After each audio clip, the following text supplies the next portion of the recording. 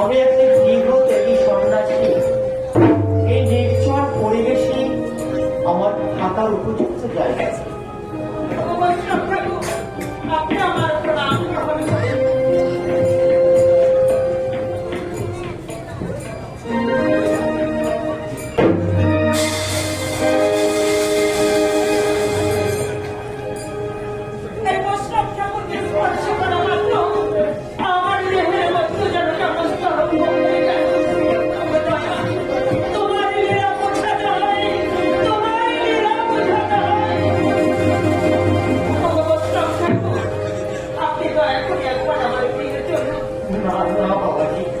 তুমি আমাকে কোনো গৃহে যেতে বলবো না।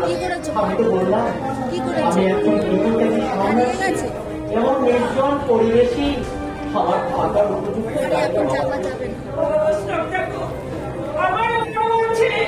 আপনি যদি একটি বার আমার গৃহে একটু জল তুলে দিতেন, পবিত্র হয়ে যেত। তাই আমি বলছি, আর তা করবেন না, দয়া করে চলুন। তুমি যখন কত করে বলছো আমি অবশ্যই যাবো। আর সবেই হয়তো আমার ইচ্ছাই হচ্ছে। চলো তুমি আমাকে পথ দেখিয়ে নিয়ে চলো।